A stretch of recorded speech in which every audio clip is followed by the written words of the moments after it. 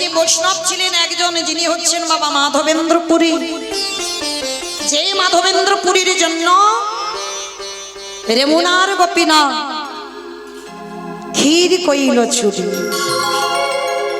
কি গো মাইরা, গেছেন পুরী ধামে অনেক ভক্তরা নিশ্চয়। তাহলে পুরী ধামে যখন গেছেন অবশ্যই দেখেছেন ওই রেমুনার গোপীনাথ। কি গো মা, দেখেননি রেমুনার গোপীনাথ? অনেকে দেখেছেন, আবার অনেকে দেখেননি।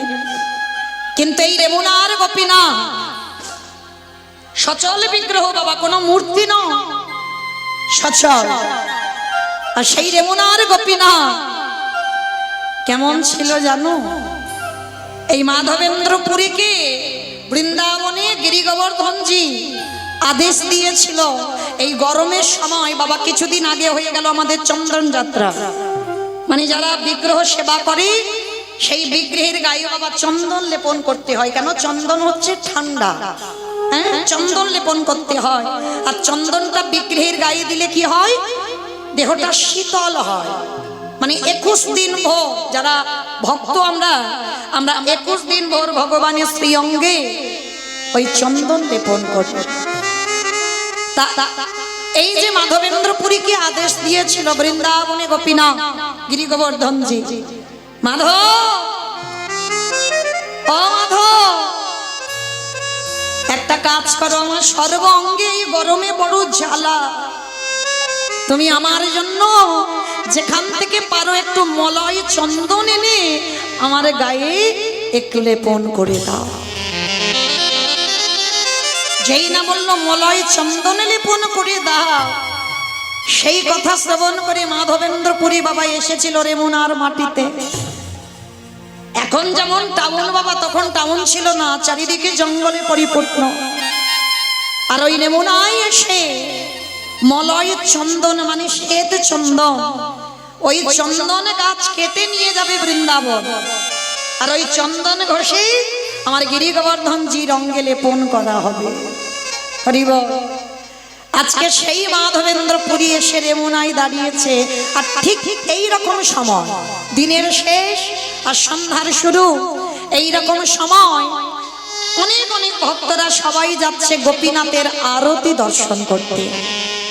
তা যখনই আরতি দর্শন করতে যাচ্ছে মাধবেন্দ্র পুরী ডাক দিয়েছে, ভক্তগণ এইদিকে এসো।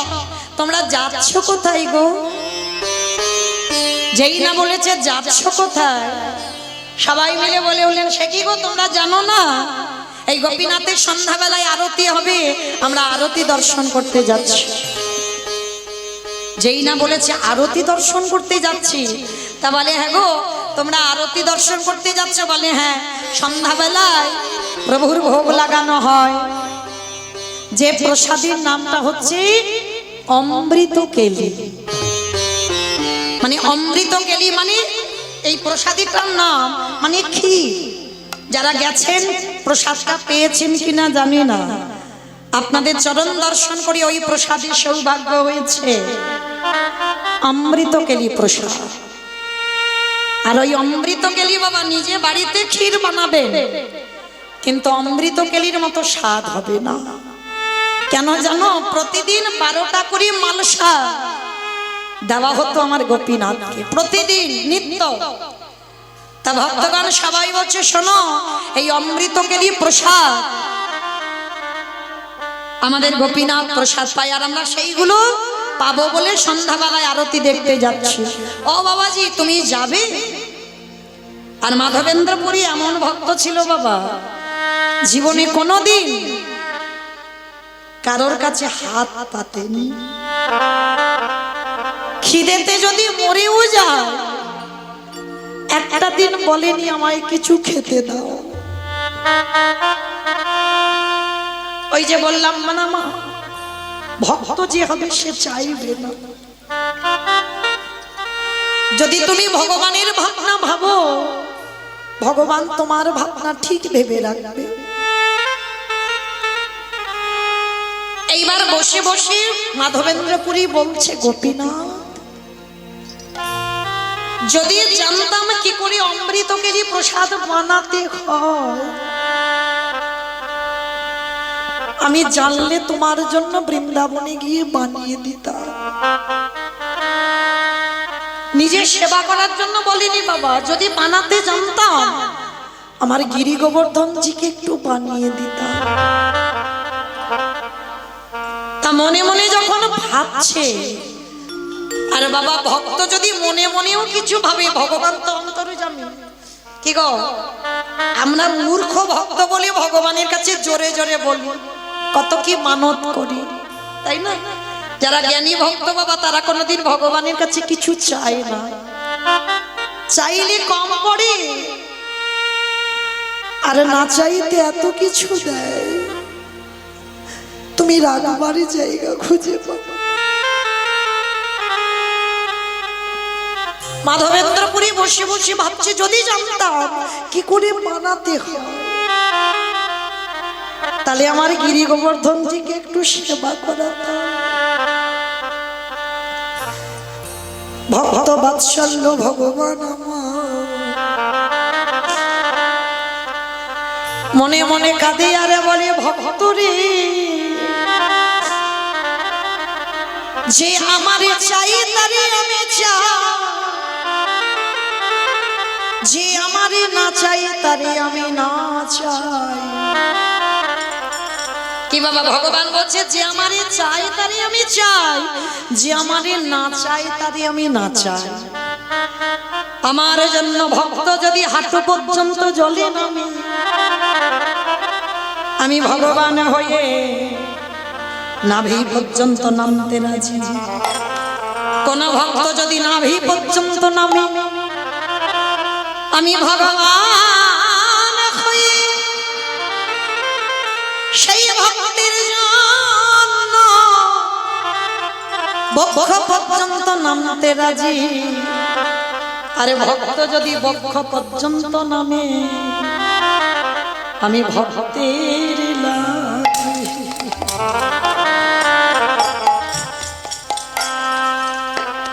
ভক্তের লাগি জ্বলিল দেব, যদি কোনো ভক্ত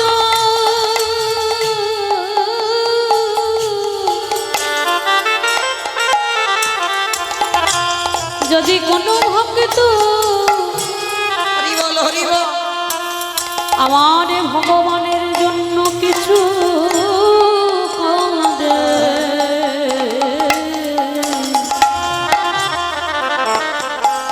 সেই ভক্তের লাগে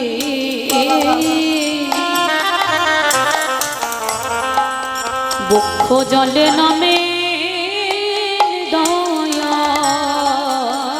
এই জগৎ সংসার মাঝে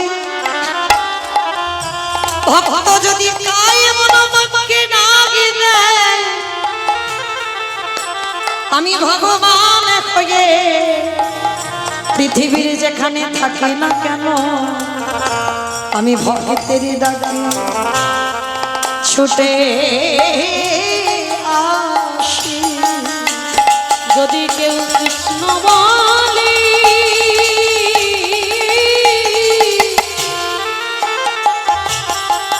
কৃষ্ণ বলে কাঁদিতে পারে, সেই ভক্তের লাগে ছুটে আসে। তাহলে আজকের জগৎ সংসারে বাবা মাধবেন্দ্রপুরী নিজের খাবার জন্য নয়, বসে বসে ওই জপের মালায় জপ করছে গভীর রাত। সন্ধ্যাবেলায় 12টা ভোগের মালসা দেওয়া হয়েছে। আরে মন্দিরের গোপীনাথ একটা ভোগের মালসা চুরি করে তার চরণের ধারে রেখে দিয়েছি। কারণ পূজারীরা যখন চলে যাবে, ওই অমৃত কেলি প্রসাদ, ওই প্রসাদে যেন আমার মাধব সেবা করি। কি গো মায়েরা, কতটুকু ভগবানকে ভালোবাসতে শিখলাম। ভগবান ভক্তের জন্য চুরি করে। ভক্তের হৃদয়ে ব্যথা লাগলে আমার ভগবানের হৃদয়ে ব্যথা লাগে। মাধবেন্দ্র পুরী কাঁদছে বসে বসে গোপীনাথ।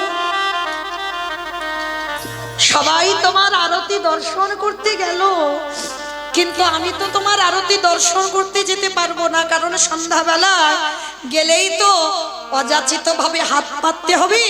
কিন্তু আমার সংকল্প, আমি কারোর কাছে হাত পেতে চাই না কিছু। ভগবান ভক্তের জন্য চুরি করে রেখে দিয়েছে। প্রতিদিন 12টা মালসা ভোগ লাগাই, 12টা মালসা বিতরণ হয়। আর আজকের বাবা পূজারি 11টা মালসা ভোগ বিতরণ করেছে, আর একটা মালসা ভগবান চুরি করে রেখে দিয়েছে। রাত্রিবেলা গোপীনাথকে শয়ন দিয়ে যখন বাবাজি ঘরে গেলে,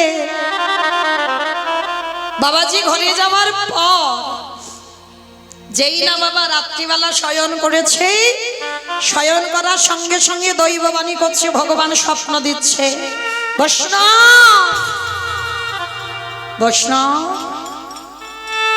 তুমি রোজ আমায় যে কটা মালসা দাও, আজও কি তুমি দিয়েছো? স্বপ্নে পূজারী বলে উঠলেন, প্রভু আমি তো গুনে গুনে 12টা মালসা তোমায় দিয়েছি। গোপীনাথ বলছে, হ্যাঁ দিয়েছো, কিন্তু 12টা মালসা কি তুমি ভোগ বিতরণ করেছো? বলছে, হ্যাঁ প্রভু 12টা মালসাই তো বিতরণ করলাম। বলছে, না, যাও যাও পূজারী মন্দিরে যাও,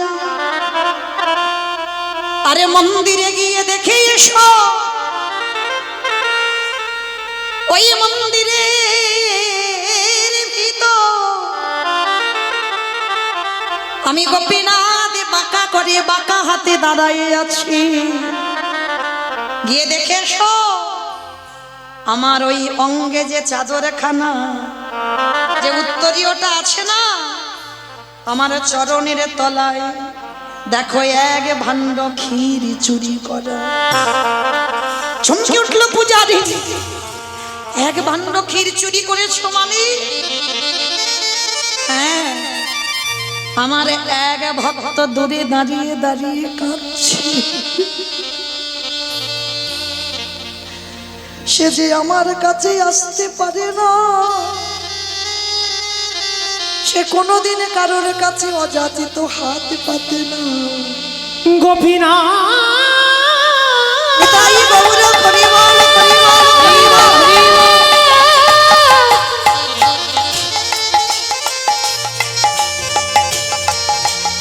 ওগো দয়া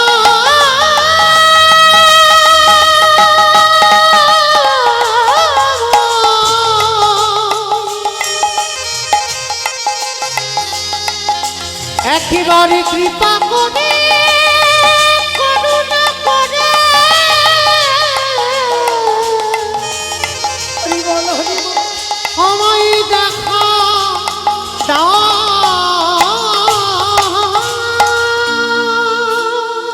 পূজারীকে স্বপ্ন দিল, পূজারী আমার মাধব গাছের গোড়ায় বসে আছে, যাও আমার ওই চরণের তলা থেকে এক ভার ক্ষীর নিয়ে আমার মাধবকে যত্ন করে তুমি খাইয়ে দিয়েছো। মানে ভগবান চুরি করে রেখেছে ভক্তকে সেবা করাবে বলে, আর যেই না চুরি করেছে পূজারীর ঘুম ভেঙে গেল। আর পূজারী উঠে চারিদিকে দেখছে, ঘুমিয়েছিল স্বপ্ন দিয়েছে গোপীনাথ। ওই ছুটতে ছুটতে মন্দিরে প্রবেশ করলো, আর মন্দিরে প্রবেশ করে ওই এক ভার গিয়ে দেখে না চরণের তলায় লুকানো। ওই ভারটা নিয়ে ছুটতে ছুটতে ডাকছে, কোথায় আছো মাধবেন্দ্র পুরী? যার লাগি গোপীনাথ ক্ষীরি কইল চুরি। কেমন ভক্ত নিতাই বাবুরা হরিবল হরিবল হরিবল।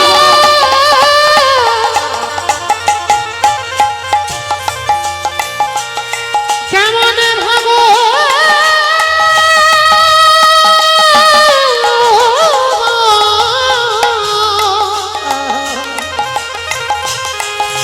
আমি এমন ভক্ত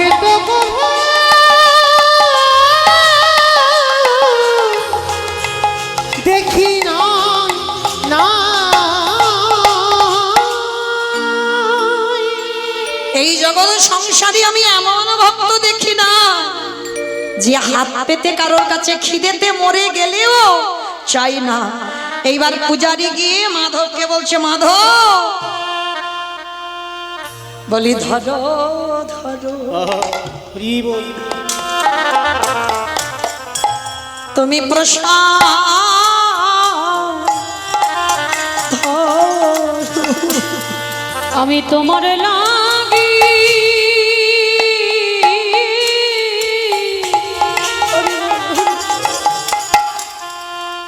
তোমার লাগি এনেছি গো, একেবারে ধরো ধরো মাধব প্রসাদ ধরো। এবার মাধবেন্দ্রপুরী তো অবাক হয়ে গেল, আমাকে প্রসাদ, আমি তো কাউকে বলিনি। পূজারি বলছে, মাধব তুমি না বললে কি হবে, তোমার জন্য গোপীনা একবার ক্ষীর চুরি করে রেখে দিয়েছি। তাহলে যে ভক্তের জন্য ভগবান চুরি করে, এমন ভক্ত যে জগতে বড় তুটল। ভাণ্ডটা যেই না মাধবের হাতে তুলে দিল, আর মাধব আনন্দ করে এক গ্রাস বদনে দিয়েছে। মনে রাখবেন বাবা, ভগবানকে কিছু দিলে সেটা হয় প্রসাদ, আর ওইটা যখন ভক্ত উচ্ছিষ্ট করে দেয় সেটা হয়ে যায় মহা মহাপ্রসাদ। এই মহাপ্রসাদ সব ভাগ্যে হয় না গো। যদি তোমার কোটি কোটি জন্মে সাধ্য সাধনা থাকে। পূজারী মাধবের চরণ তলে পড়ে বলল, মাধব ভগবানের প্রসাদে যখন তুমি উচ্ছিষ্ট করেছ, ওই মহাপ্রসাদে তুমি আমায় একটুখানি দাও। যেই না ওই মাধবেন্দ্র পুরীর কাছ থেকে প্রসাদ নিয়েছে, আমাইরা এই যে আমাদের ভোগ হবে গদাগাড়ির হরিবাসরে। আচ্ছা বলো তো মা, ভোগের যে মালসা, আমরা তো প্রসাদীটা পাই, মালসাটা কি আমরা সেবা করি? কি বাবা, মালসাকে সেবা করে? মাধবেন্দ্রপুরী এমন ভক্ত ছিল, গোপীনাথ চুরি করেছিল বলে ওই ক্ষীরের ভাঁটটা পর্যন্ত ফেলেনি, ওই ভাঁটটা পর্যন্ত রেখে দিয়েছে। যখন একটু করে খিদে পেত, ওই একটু করে মাটির ভাণ্ড ভেঙে ভেঙে একটু করে প্রসাদী স্বরূপে পেত। কেন? ওইটা ভগবান চুরি করেছে ভক্তের জন্য, ওটা তো যেখানে সেখানে ফেলতে পারে না, তাই নিজেই সেবা করে নিত। নিতাই গৌর হরি বল, হরি বল, হরি বল। তাহলে কেমন ভক্ত ছিল বাবা। আর আমরা যে ভগবানকে ভালোবাসি, আমরা যে স্বার্থপর গো, স্বার্থের জন্য ভগবানকে ডাকি। হ্যাঁ ঠাকুর আমার এটা দাও, আমি তোমায় দেব, তুমি আমায় দাও, আমি তোমায় দেবো, এমনি এমনি নাও। তাই সেই গৌর হরি যতদিন নবদ্বীপে ছিল বাবা, ততদিন আমরা গৌরকে চিনতে পারলাম না। আর যেদিন গৌর চলে গেল 24 বছর বয়সে সন্ন্যাসী হয়ে, চলে যাবার পরে আমরা গৌর চিনলাম, থাকাকালীন চিনতে পারি। এটা হয় মা, এটাই বাস্তব, চিনতে পারি না।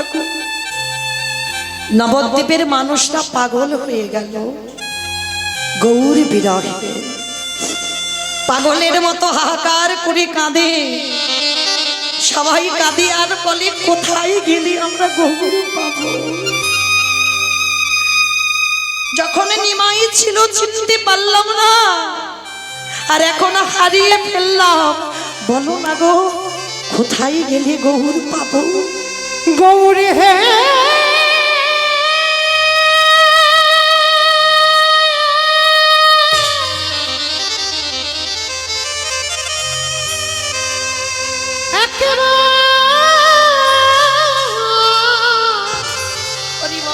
দেখা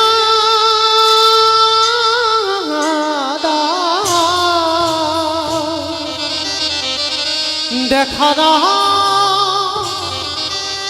গো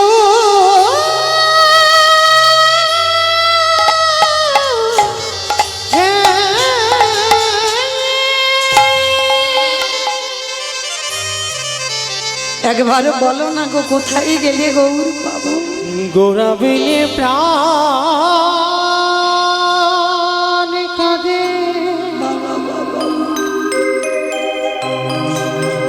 কি বুদ্ধি করিব? হরি বল, হরি বল। গৌরাঙ্গ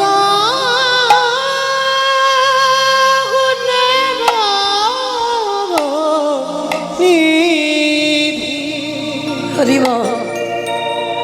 আমি কোথা গেলে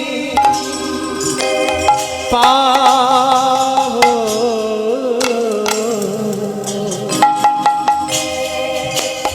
গোটা গুলি প্রাণে কাঁদে,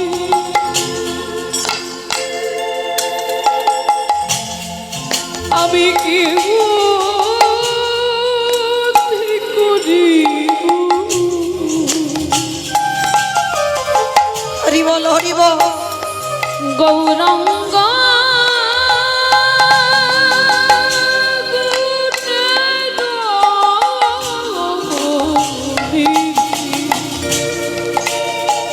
আমি কোথা গেলে পাবো?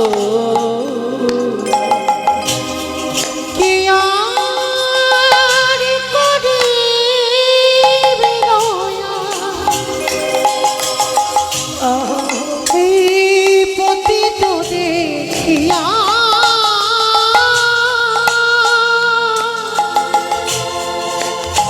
দুর্গাব হরির নাম কে দিবে যাচিয়া? কে আর করিবে দয়া? এই পতিত দেখিয়া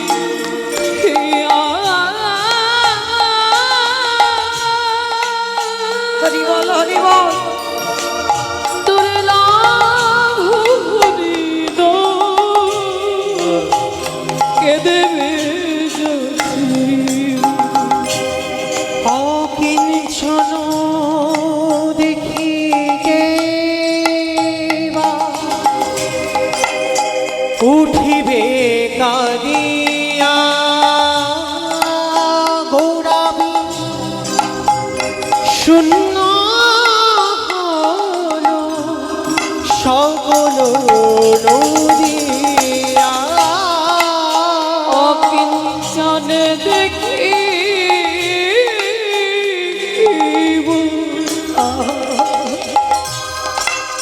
উঠিবে কাঁদিয়া, গৌরবিনে শূন্য চলো সকল নদী। বাসুদেব হসি কাঁদে গুণ সাগরিয়া,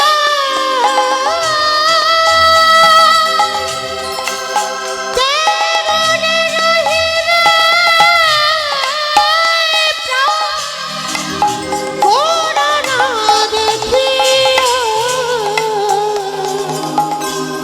বাসুদেব ঘোষে কাঁদে,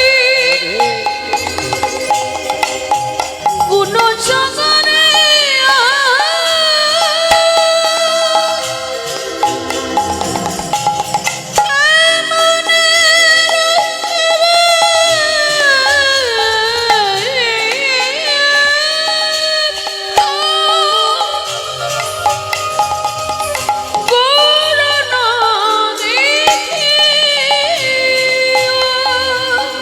আমি কোথা গেলে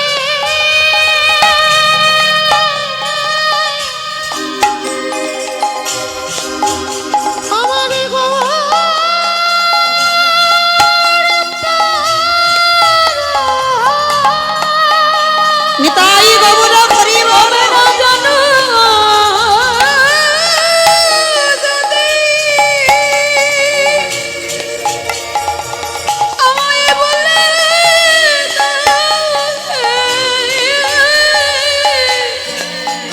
আমি কোথাও গেলে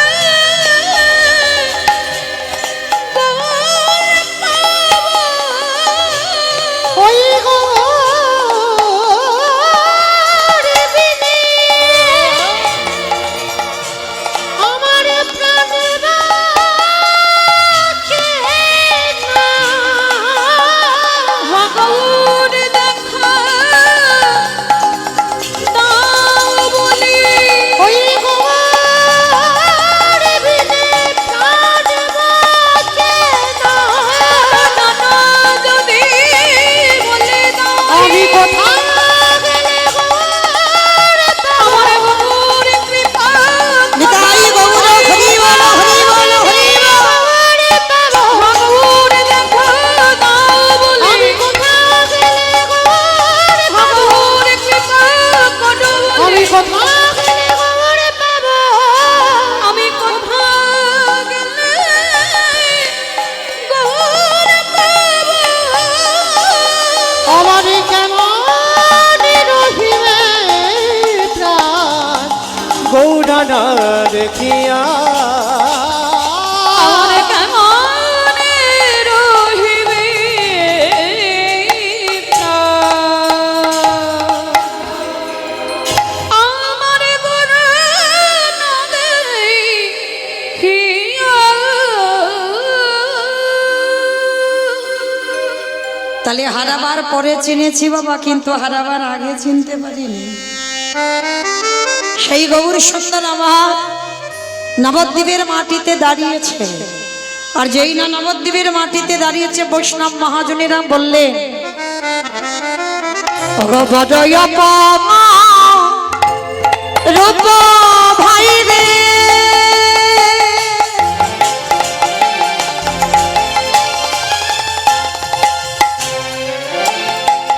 ওগো গোটা চাঁদের লীলা, বড় রূপ ভাই রে। তোমাইরা উলুধ্বনি কইব, কই দেখি একটু প্রেম সেবা সন্ধ্যাবেলা একটু উলুধ্বনি দাও। যারা ঘরে সন্ধ্যা দিতে পারলাম না, এখানেও কাজ হবে, একটু উলুধ্বনি সবাই। ওগো বড়ই অপমান রূপ ভাই রে, আমার গোনারি গোনা গোনা গোনা গোনারি।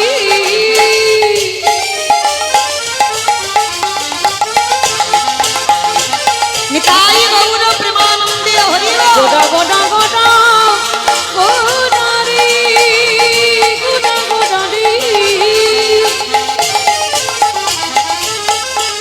ওই নদী আর চাঁদে গোনা আমার আমার রানী গোনা আমারে বড়ই আপন রূপ আইরি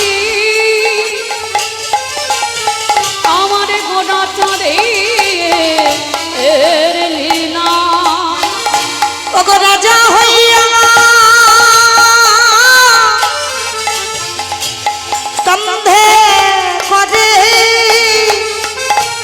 বৈষ্ণবের ঝোলা, ও রাজা হইয়া কান্দি কাঁদি বৈষ্ণবের ঝোলা।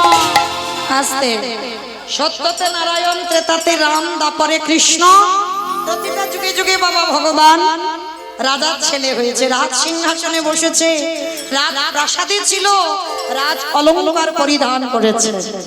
আর সেই ভগবান কি গো মাইরা কলিযুগের মাটিতে এসে কি করছে? ওগো রাজা হইয়া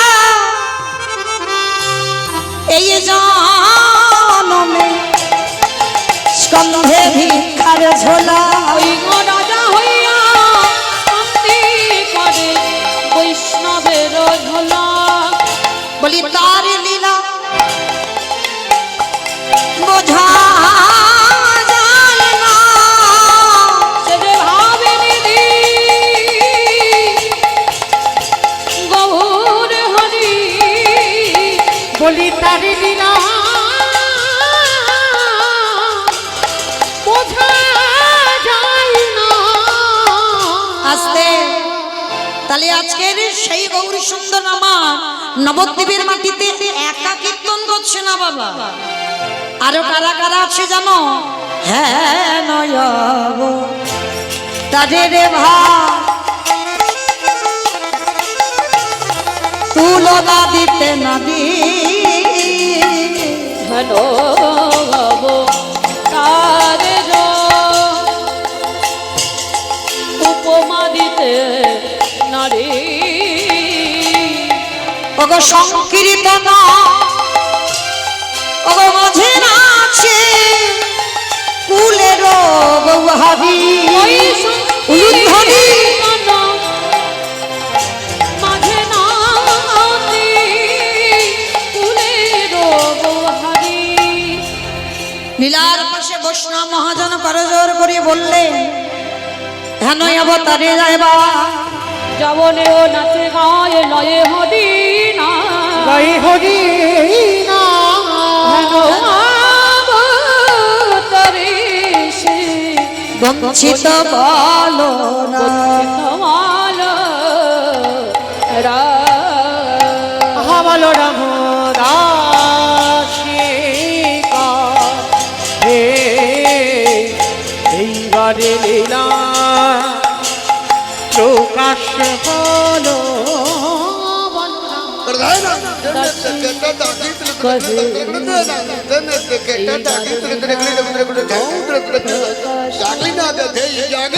বলো রাম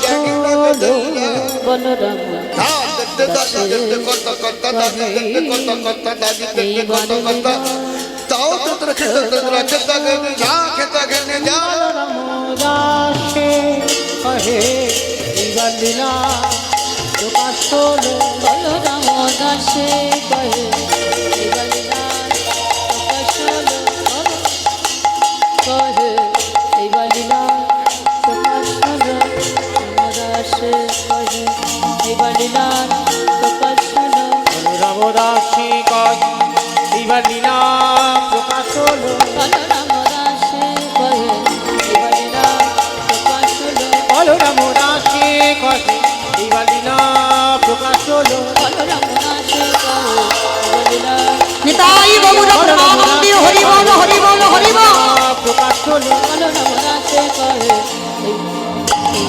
এইবালিনা প্রকাশ হলো বলরাম রাশি কহে এইবার লীলা প্রকাশ হলো বলরাম দাসে কহে এইবালিনা প্রকাশ লরি ও বলরাম দাসে কহে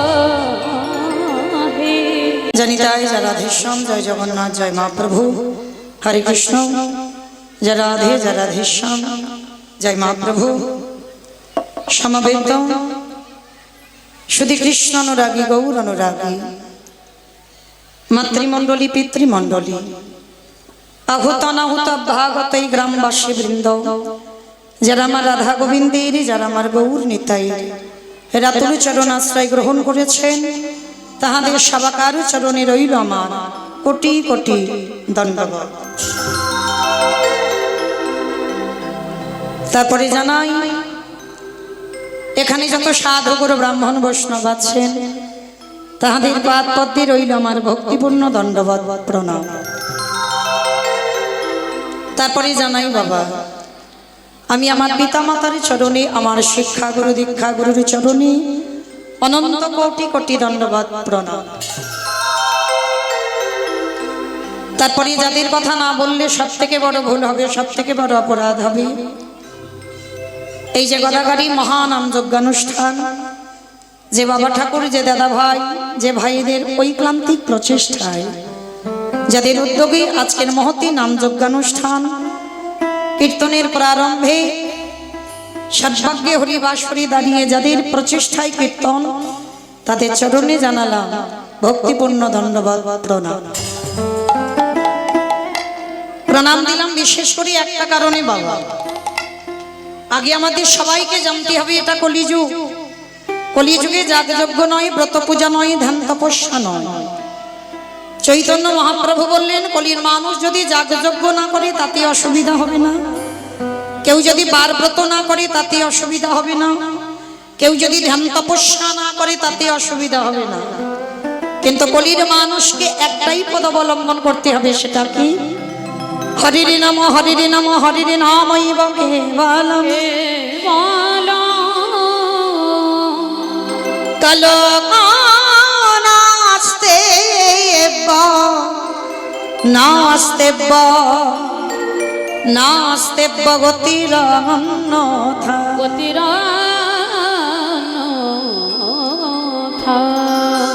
কলির মানুষের হরিনাম ছাড়া কোনো গতি নাই, কোনো গতি নাই, কোনো গতি নাই। একমাত্র ভব পারাপারের সম্বল হবে বাবা এই হরির নাম সংকীর্তন। আপনারা প্রশ্ন করবেন মৌমিতা যত যত কীর্তনিয়া সকাল থেকে গাইছে, প্রতিটা কীর্তনিয়া একটাই কথা বলে যাচ্ছে, মা হরিনাম শোনো, হরিনাম গাও, একাদশী করো, ভগবানের চরণে তুলসী দাও, তুলসী ছাড়া গতি নাই। প্রতিটা কীর্তনিয়ার একটাই কথা, হরি নাম ছাড়া গতি নাই, কৃষ্ণ নাম ছাড়া গতি নাই। আচ্ছা আমার সত্যি কি গতি আছে? যে যত বড় ধনী হও না কেন, যার যত টাকা থাকুক না কেন, যার যত অর্থ থাকুক না কেন, কেউ যদি সারা জীবন দিল্লি বম্বে কাটায়, কেউ যদি সোনার পালঙ্কে ঘুমায়, কেউ যদি টাকার বিছানায়ও ঘুমায়, তবু মনে রাখতে হবে বাবা শেষের দিনে তোমার আপনেরা কেউ নয়। যাদের আগ্রহে আমরা বসে আছি না, ছেলে আমারে, মেয়ে আমারে, জায়গায় আমারে, জমি আমারে, বিষয় আমারে, বৈভব আমারে, বন্ধু আমার, সব আমার আমার আমার। কিন্তু মনে রেখো ভাই, মাসি যদি বেজে যায়, পড়ে থাকবে সরকারি খামার। তুমি এলে একা, তুমি যাবে ও একা। যেদিন জগতে এলাম সেদিন শূন্য হাতে এলাম, আরে যেদিন জগৎ থেকে আমরা চলে যাব, সেদিন শূন্য হাতে চলে যাব। তাহলে কাদের জন্য আমারে আমারে করে ওই বিষয় বৈভবে ডুবে রইলে, তাহলে শেষের দিনে বাবা যতই আমার আমার করি না কেন, সাথী হবে কর্মফল। এই কর্ম বাবা আমি কীর্তনিয়া বলি, যারা দাঁড়িয়ে আছেন, যারা বসে আছেন, আমি কীর্তনিয়া সম্প্রদায়, কর্ম কোনোদিন কাউকে ছাড়বে না বাবা, কোনোদিন নয়। যে আমরা কীর্তনিয়ারা ভগবানের গুণকীর্তন করি বলে ভগবান আমাদের একটু ছাড় দিয়ে রেখেছে না বাবা, কোনোদিন ছাড়বে না। তাহলে কর্ম ছাড়বে না। রামচন্দ্রকে সরুজ নদীর জলে প্রাণ ত্যাগ করতে হলো, ভগবান কৃষ্ণচন্দ্রকে প্রভাসের তীর্থে প্রাণ ত্যাগ করতে হলো, চৈতন্য মহাপ্রভুকে 48 বছর বয়সে দেহ সম্বরণ করতে হলো। তাহলে কর্ম যদি ভগবান নিজে নিজেকে ছেড়ে না দেয়, আর আপনারা আমরা তো তুচ্ছ বাবা, তাহলে আমাদের ছেড়ে দেবে মনে করেছ?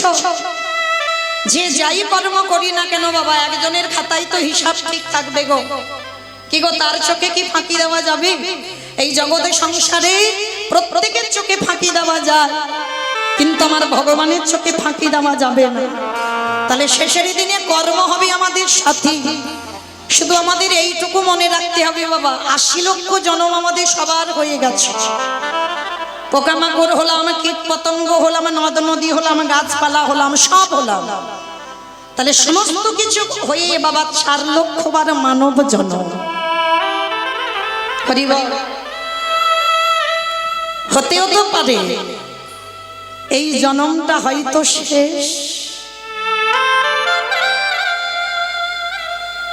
এই জন্মের পরে হয়তো আমরা গৌর গোবিন্দ চরণ প্রাপ্তি পাব, হতেও তো পারে বাবা। কিন্তু এমন কর্ম করব না যে আমাদের আবার পিছনে ফিরে যেতে হয় বাবা 80 লক্ষ জনিতে। এই যে বললাম না কর্ম ছাড়বে না, তাহলে এমন কর্ম করতে হবে যেমন আমরা ক্লাসে 1 2 3 4 5 ক্লাসে উপরে উঠি, আমরা কিন্তু নিচে নামি না। তাহলে জগৎ সংসারে মনে রাখতে হবে প্রত্যেকের কর্মেতে যেন আমরা উপরে যাই, কেউ যেন বাবা নিচেতে না না না। কিন্তু এই পৃথিবীটা না বাবা বড় আজব, এই জগৎটা বড় আজব। যারা জ্ঞানী ভক্ত হন তারা কোনোদিন বাবা মানুষের সমালোচনা করে না, জেনে সমালোচনা করতে হয়, না জেনে নয়। তাহলে আজকের এই জগৎ সংসারে এমন কোন কর্ম করব না যে কর্মেতে আমাকে আবার পিছনে নরকে যেতে হয়। তাহলে এমন কর্ম করব আমরা যেন আগিয়ে যেতে পারি, পিছনে যেন না পড়ি। তাহলে এই মনুষ্য জীবনে বাবা আমাদের প্রত্যেককে জানতে হবে, কর্মের দিকে খেয়াল রাখতে হবে। তাহলে এই মনুষ্য জন্ম মাত্র 4 লক্ষ বার, আর এই 4 লক্ষ বারের জন্ম এসে সব থেকে কম জন্ম। 4 লক্ষ বার মানে কম জন্ম, আর এই জন্মটা হচ্ছে দুর্লভ জন্ম। কেন বাবা এই জন্মটাকে দুর্লভ বলছে? কেন বলছে গো? এই জন্মটাকে দুর্লভ বললো তার একটাই কারণ। সবার আগে মনে রাখতে হবে বাবা, পশু পাখি খায়, মানুষও খায়। পশু পাখি সন্তানের জন্ম দেয়, আমরা মানুষ জাতি আমরাও সন্তানের জন্ম দিই। পশু পাখি ঘুমায়, আমরা মানুষও ঘুমাই। পশু পাখি সকালবেলা হলে খাবারের অন্বেষণে যায়, আমরা মানুষ জাতি আমরাও খাবারের জন্য, সংসারের ভাবনার জন্য আমরা রোজগারে বেরোই। পশুদের 2টো চোখ দিয়েছে, আমাদেরও 2টো দিয়েছে। পশুদের 2টো ছেড়ে 4টে পা দিয়েছে, পাখিদের 2টো ডানা দিয়েছে, আমাদেরও 2টো পা দিয়েছে। তাহলে আমাদের সঙ্গে তো হুবাহুব মিল আছে বাবা। তথাপিও ওই ওদের জন্মটাকে দুর্লভ বলছেন, আমাদের মানুষ জন্মটাকে দুর্লভ বলছে কেন? দুর্লভ বলার একটাই কারণ। কারণটা কি জানো? ওই পশু পাখিদের নয়ন দিয়েছে বটে, ওই ভগবানকে দেখবার জন্য তাদের বদনে দিয়েছে বটে, শুধুমাত্র সেবা করবার জন্য, হাম্মা হাম্মা রবি ডাকবার জন্য। কিন্তু এই মনুষ্য জন্মে দুর্লভ কেন জানো? আমরা শুধু দেখবার জন্য নয়ন পাইনি, আমরা সেবা করবার জন্য শুধু বদন পাইনি। পশু পাখিরা বদন পেয়েছে শুধু সেবা করে, কিন্তু তাদের এক জায়গায় ভগবান একটু দুর্বল করে দিয়েছে। কোন জায়গায় গো? তারা হা কৃষ্ণ বলে,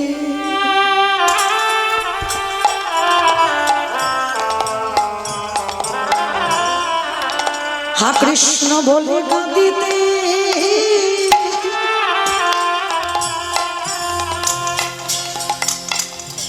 কাঁদিতে না,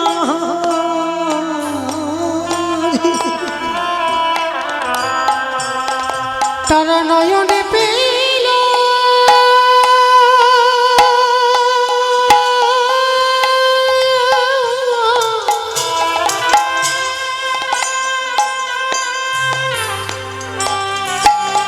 তারা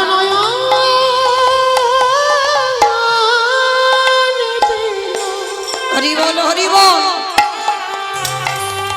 তারা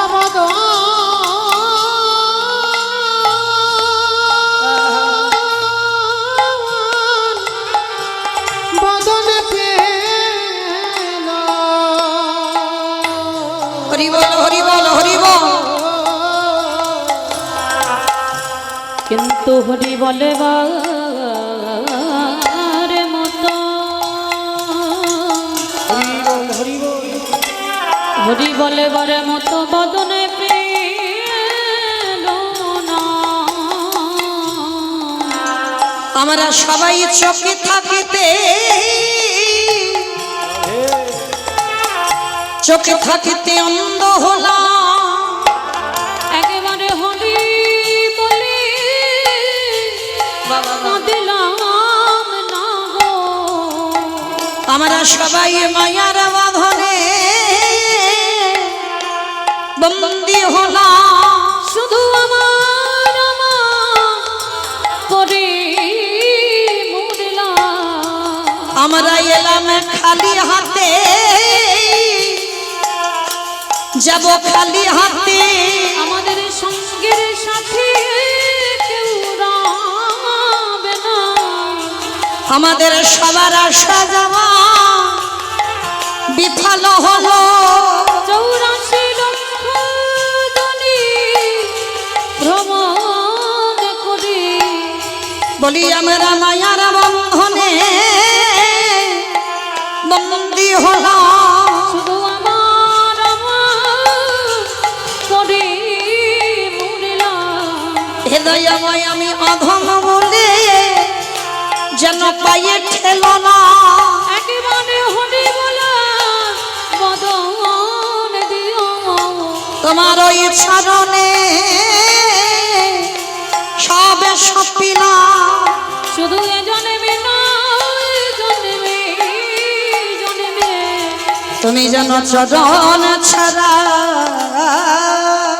চরণ ছাড়া করো নাহি। শিশুকালে কৃষ্ণ ভজে কৃষ্ণ পাবার আসে। কৃষ্ণ পাবার আসি,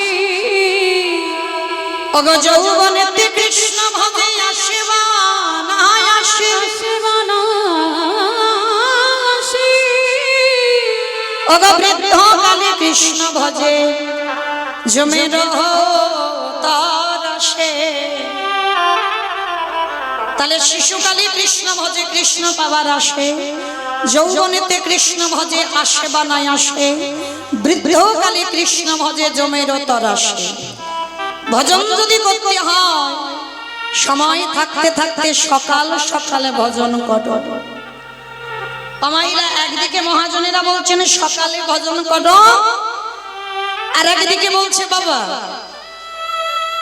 কুড়ি ফুল গোবিন্দ সেবায় লাগে না। কি গো মাইরা, কুড়ি ফুল বাবা গোবিন্দ সেবায় লাগে? যে ফুল ছোটবেলায় যখন আমরা খুব ছোট ছিলাম গাছ থেকে কুড়ি ফুল তুলে যখন আমরা জলে ভিজিয়ে দিয়ে রাখতাম বাবা, আর ভিজিয়ে দেওয়ার পর সেই ফুলটা ফুটে গেলে সকালবেলা গোবিন্দ চরণে দিতাম। অমাইরা ঠাকুমারা ছোটবেলায় কত বকাবকি করতো, তাই না? ওই কুড়ি ফুল গোবিন্দ সেবায় লাগে না, কারণ কুড়ি অবস্থায় বাবা গাছে থেকে তুলে নিয়েছ, সেটা গোবিন্দ সেবায় লাগছে না। তাহলে কুড়ি ফুল গোবিন্দ সেবায় লাগে না, আর বাসি ফুল তো লাগবেই না। আমার বাসি ফুল সম আমাদের বার্ধক্য দশা, দন্ত পড়ে যাবে, কেশ পেকে যাবে, চামড়া গুলো আলগা হয়ে যাবে, এ ফুল গোবিন্দ সেবায় লাগবে। কি গো মাইরা, যখন বার্ধক্য এসে যাবে আর গোবিন্দ সেবায় লাগবে?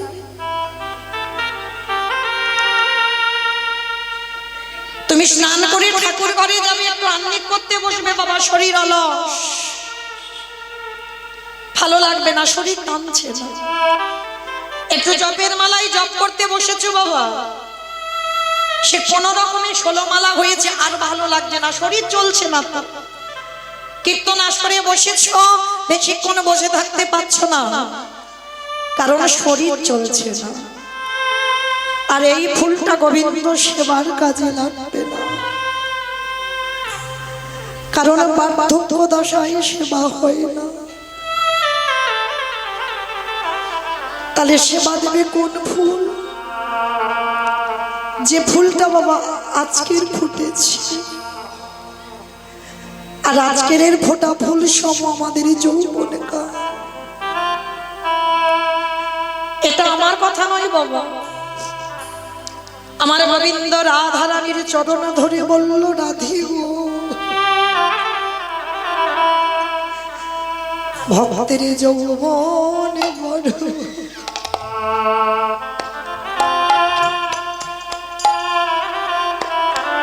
যৌবন বড় ভালো,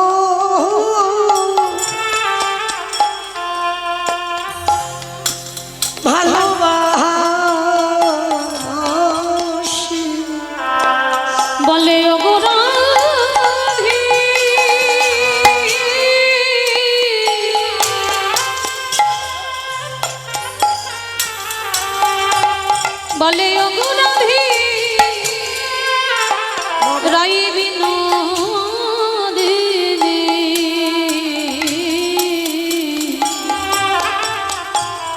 ভক্তের যৌবন বড়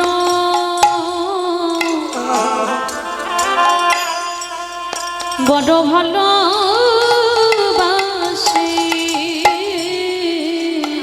ভক্তের যৌবন বড় ভালোবাসে। মা কোন যৌবনের কথা বললো? এই যৌবন মানে বাবা কোন জগতে, পার্থিব জগতে কোন যৌবনের কথা বলছে না। তাহলে কোন যৌবন? যেদিন আমাদের দুটো হাতে গোবিন্দ সেবার কাজে লাগবে, যেদিন আমাদের দুটো চরণ গোবিন্দের স্থানে যেতে পারবে, যেদিন তুমি নয়ন ভরে গোবিন্দ রূপ দেখতে পাবে, যেদিন করণে পরিষ্কার কৃষ্ণ নাম শুনতে পাবে, যেদিন তুমি জিহ্বায় কৃষ্ণ নাম বলিতে পারবে, এই জগতের সংসারে মাঝে সেই সময় কালটাকে বলল যৌবন কাল। এই জগতের সংসারে যে বয়সে বাবা সর্ব ইন্দ্রিয় নিয়ে তুমি গোবিন্দ সেবা করবে, সর্ব ইন্দ্রিয়, কারণ বার্ধক্য এলে হবে না আর পুরি ফুলে মানে অল্প বয়সে হবে না, যেটা যৌবন কালে মানে আমার 10 ইন্দ্রিয় যেন আমার গোবিন্দ সেবায় লাগে। আর আপনারা জানেন বাবা যেদিন রাধারানীকে ত্যাগ করে গোবিন্দ আমার চলে গেলেন, সেদিন রাধারানী আক্ষেপ করে বলেছিল, সজনী রে, যদি আমার বধূ এই ব্রজে ফিরে না আসে, আরে যদি কোনোদিন আবার ফিরে আসে, বলে বলে কি দিয়ে গোবিন্দ, গোবিন্দ সেবা দিব আমার যৌবনে যদি নিতাই গৌর প্রেমানন্দে হরি বল হরি বল। আমার যৌবনে যদি ফুরায় যায়, আমি কি দিয়ে গোবিন্দে বল বল সেবা করিব। আস্তে আজকের তাহলে বাবা আমাদের যোগ একবার আসে, আর এই সময়টা দিনের শেষ আর সন্ধ্যার শুরু, সবাই আমরা একত্রিত হয়েছি, আর একত্রিত হয়ে আমরা সবাই গুরুচরণ আশ্রয় করে আমরা গোবিন্দ ভজন করব। কিন্তু মায়েরা, এই যে হরি নাম যারা ভালোবাসে, কৃষ্ণ নাম যারা ভালোবাসে, তাদের কি দশা হয়, তাদের কি গতি হয় আমরা কি জানি বাবা? কারণ এই জগতে যারা যারা লক্ষ্মী, কালী, দুর্গা, সরস্বতী, মনসা, শীতলা ভক্ত, তাদের ঠিক আছে, তাদের অসুবিধা নাই। কিন্তু যারা যারা কৃষ্ণ ভক্ত হবে, যারা যারা গৌর ভক্ত হবে, তাদের সারা জীবন মা বসে বসে কাঁদতে হবে। যারা যারা গৌর ভক্ত, যারা যারা কৃষ্ণ ভক্ত, কেন? ভগবান জগৎকে শিক্ষা দেওয়ার জন্য বলেছে, যারা কৃষ্ণ ভক্ত হয়, যে করে আমার আশ, তারে করি সর্বনাশ। সর্বনাশের কথা বললো, কোন নাশের কথা বলেছে বাবা? জগতের সংসারে জায়গা জমি, গাড়ি বাড়ি, টাকা পয়সা, আত্মীয় পরিজন, যারা কৃষ্ণ ভক্ত হবে বাবা, তারা কোনোদিন লোকালয়ে থাকে না, তারা একাকী হয়ে যায়, তারা কোনোদিন লোকালয়ে থাকে না। আর যে ভক্ত হবে বাবা, যেমন দেখেন বৈষ্ণবদের আচার্য হচ্ছেন বাবা ভোলানাথ, মানে 12 জন আমাদের মূল বৈষ্ণব, আর সেই মূল বৈষ্ণবের মধ্যে বাবা ভোলানাথ হচ্ছে বৈষ্ণবের আচার্য, মানে একেবারে মাথার মণি। আচ্ছা দেখেছেন বৈষ্ণবের তো প্রধান দুটোই থাকে জিনিস, এক হলো দাদার সঙ্গে তিলক সেবা, আর এক হলো গলায় তুলসীর মালা। কি মা, এই দুটো তো প্রধান বৈষ্ণবে। কিন্তু আমার বাবা ভোলানাথে দেখেছেন আছে কি বাবা? না আছে গলায় তুলসীর মালা, না আছে বাবা দাদার সঙ্গে তিলক সেবা। তথাপিও বাবা বৈষ্ণবের আচার্য, সব থেকে বড় বৈষ্ণব। কেন? শুধু এইটুকু মনে রাখতে হবে বাবা, জগতে সাজতে সবাই পারে, সাজাটা সোজা। কি বাবা, গলায় তুলসীর মালা নেওয়া আর গেরুয়া বসন পরা, শিখা রাখা, আর আমরা প্রসাদ ভোজি, এগুলো সবাই পারে যদি মনে করা যায় বাবা, পারা যায়। এটা তো আভরণ, ভিতরটা বৈষ্ণব করে দেখাও। সে তোমার গলায় তুলসীর মালা থাক বা না থাক, তোমার কপালে তিলকের চিহ্ন থাক বা না থাক, তোমার যদি ভিতর বৈষ্ণব হয় তুমি হলে বৈষ্ণব।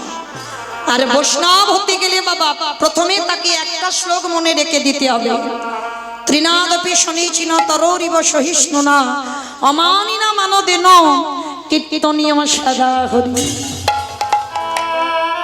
এই শ্লোকটা তাকে মনে রাখতে হবে বাবা। তৃণ মানে ঘাস, সবসময় মনে রাখতে হবে হৃদয়টা যেন ঘাসের থেকে আরো নরম হয়।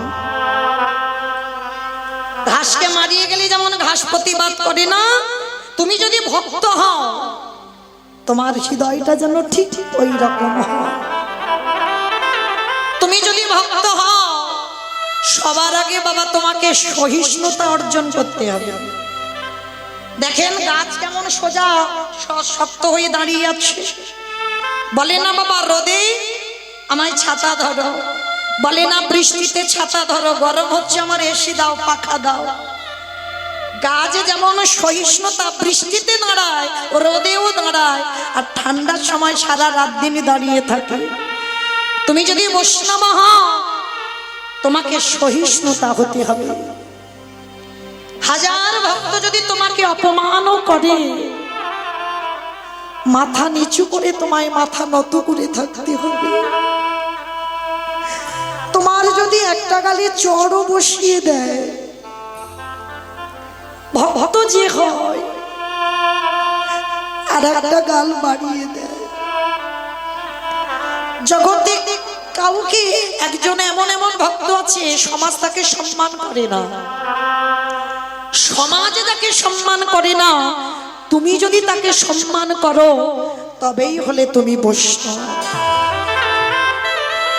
অত সোজা নয় বাবা, শুধু মালা গলায় থাকলে আমাদের মতো কীর্তনিয়াদের আর দাদার সঙ্গে তিলক সেবা হলেই বৈষ্ণব নয়। বৈষ্ণব তাকেই বলবে আগে সহিষ্ণুতা হতে হবে, অমানিনাকে মান দিতে হবে। হাজার কটু কথা বললেও তোমাকে মাথা নত করে নিতে হবে, তবেই তুমি ভক্ত হবার যোগ্যতা অর্জন করবে মাত্র। তাহলে আজকে সেই পরম বৈষ্ণব বাবা ভোলানা বৈষ্ণবের আচার্য। তাহলে লক্ষ্য রাখতে হবে বাবা, যে বৈষ্ণবের আচার্য হয় তিনিও তো জগৎকে শিখিয়েছে সহিষ্ণুতা অর্জন করতে হবে। তাহলে মায়েরা এই জগতের সংসারে ভক্ত যদি হতে হয় সেই মাধবেন্দ্রপুরীর মতো ভক্ত হয়। ভক্ত কোনদিন অযাচিত ভাবে চাই না বাবা। যে ভক্ত হয় না তার কোনদিন পাথর সেটিং করা ঘর হয় না, জানো তো? এই যে ছজন গোস্বামীর নাম আমরা শুনি, শ্রীরূপ সনাতন ভট্ট রঘুনাথ, শ্রীজীব গোপাল ভট্ট দাস রঘুনাথ, এই যে ছজন গোস্বামী আমাদের শিখিয়েছে বাবা ভজনের পথ। আর এরা কেমন ভাবে চলতো জানো? একটা গাছের তলায় একটা রাত, দ্বিতীয় রাত আর থাকতো না। মানে কেন জানো? একটা গাছের তলায় আজ রাতটা কাটালাম, আবার যদি কালকের কাটাই, যদি বাবা গাছের প্রতি আমার মায়া জন্মে যায়।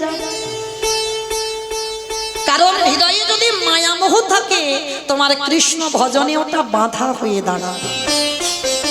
মায়ার বন্ধন মুক্ত করতে হবে।